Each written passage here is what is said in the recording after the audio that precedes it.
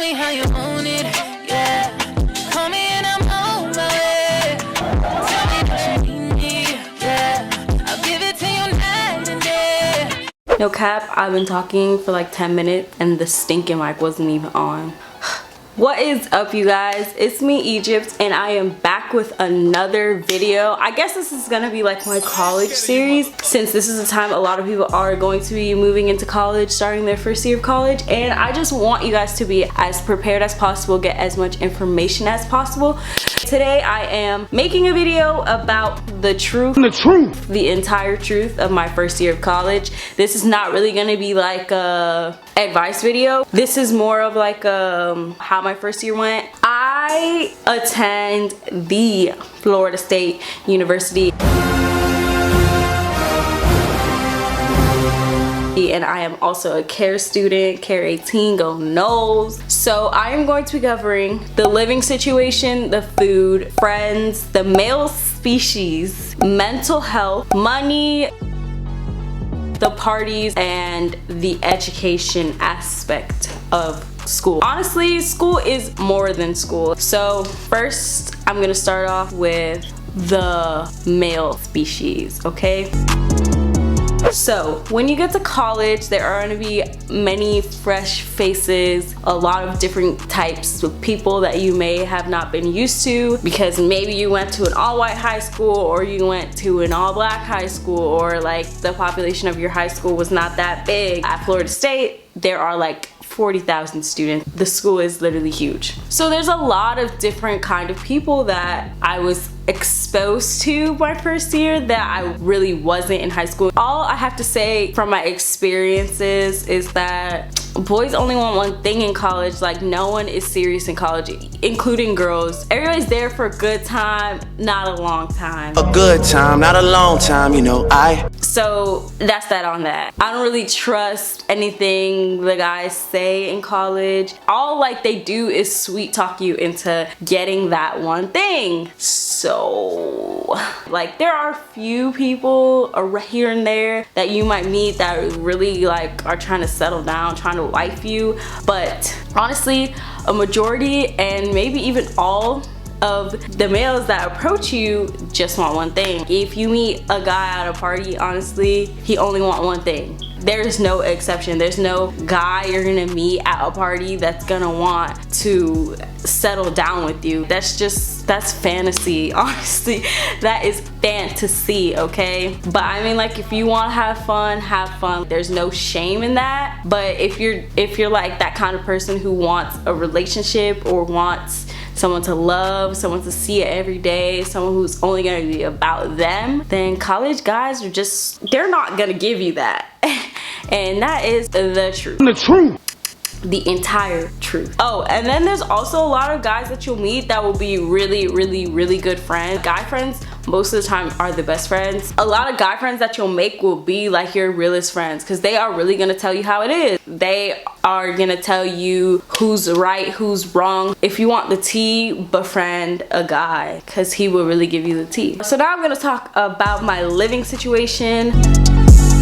I dormed my entire freshman year of college. When I met the roommate that I was gonna have in the fall, in the summer, I thought everything was cool. I was like, what is the word? Ecstatic?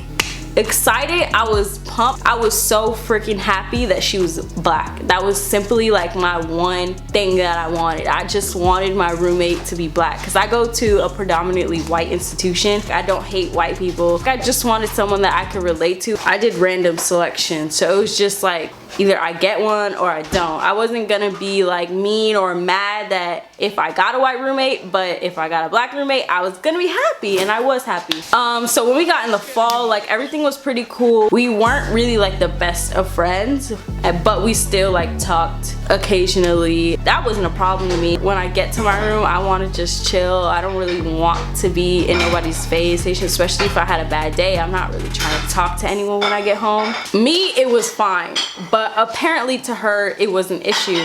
The thing is, she never told me that she had a problem with the fact that we didn't talk. I had no problem with her, but I don't know if she felt like I had a problem with her. I don't know. Literally one day she was my roommate and the next day she had moved out. Like, I would come back late and she would be asleep, or I would be in the room like playing my music and she'd want to go to sleep at like 10 o'clock. Me, I don't go to sleep at 10 o'clock. Like, I'm really social and she's really not. Like, I had a lot of friends in the room and she really didn't. She didn't have like a lot of friends. So it was like I was night and she was day, and I guess she had a problem with that. I honestly had no problem. I was fine with it all, and I didn't know it was a problem until she moved out, because I got like an email from the head lady, her not being okay with us not talking, which is honestly just childish.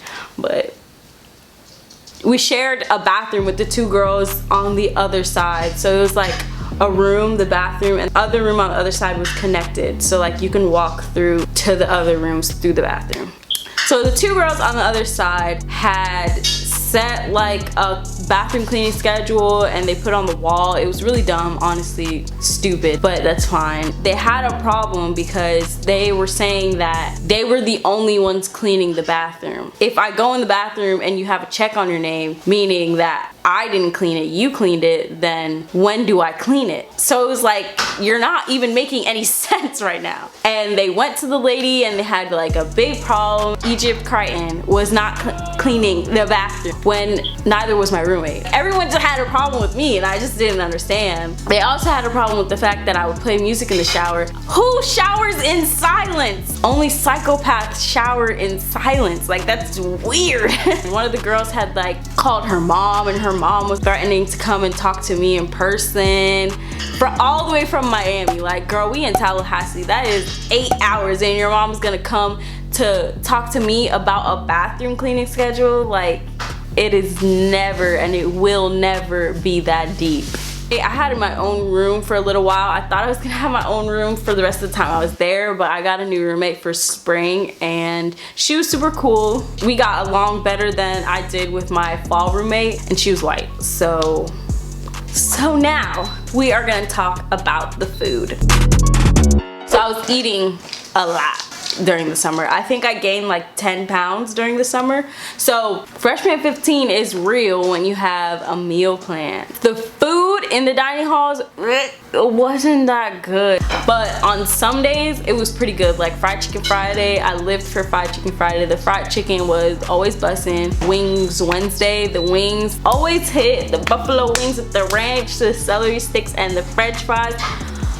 And the Chick-fil-A on campus was trash. Those employees, all of them gotta get fired because they all got attitudes and they be messing everything up. Like, I hate pickles. So when I say no pickles, I don't want to see a pickle on my sandwich because I'm going to give it back to you. The pickle juices have leaked on it. Even if I take it off, my sandwich is still gonna taste like pickles. The lemonade wasn't even as good. The fries would sometimes be stale, like. And then they just put a Pollo Tropical on campus. The Pollo Tropical is a disappointment. Like, when I say disappointment, it's a disappointment. The rice be hard, the chicken be hard. For me, a lot of the people that I met, I don't really talk to anymore. Everything was kind of like for a good time, not a long time, you know. A good time, not a long time, you know. My friends in the summer were not really my friends in the fall. People that I would hang out in the fall were not the people that I was hanging out in the spring. I can count on one hand my friends that have stayed with me from when I met them to now. I learned not to trust people so quick because, like I said, they're there for a good time, not a long time. A good time, not a long time, you know. And a lot of people don't really have your best interest in mind. I know how to pick them now because there's a lot of snakes in the grass, a lot of them. And that's that on that. I'm gonna go eat and then I'm gonna come back and finish this off.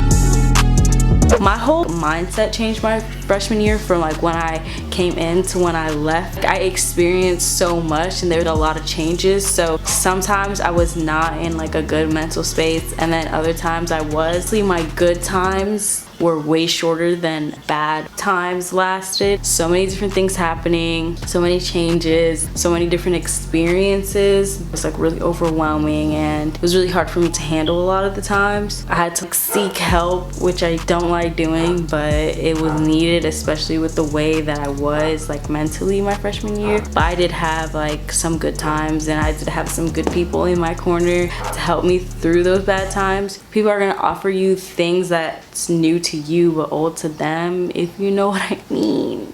So don't be out here selling crack. That's it. Specifically at FSU, there's a party every day, to be honest. There is always something to do, so it is a distraction if you let it be a distraction. If you prioritize and do your work instead of going out, which, to be honest, I am gonna do better at that this year because it hurt me more than it helped me. So for me, college is hard. In high school, I like floated by. I never really ever had to study to get to where I am. All I really did was do homework and pay attention in class, and I was able to do good on tests just from doing those two things. But for college, like, I had to teach myself stuff. I had to study. I would not pass anything if I don't study. This is a different ball game, and I can't just sit in a lecture, listen, and think that I grasp it. I have to go back over stuff and teach myself the lessons over again, because half the time these professors don't even be saying anything in class. They just be talking to hear themselves talk and then giving you exams on things that they didn't even talk about. You really have to teach yourself in a lot of classes that you will take, which is ridiculous because, like, what are you getting paid for? And also, showing up to class was really hard for me, especially because I am me and I no longer have my mom forcing me to go to school anymore. I had to learn to force myself to go because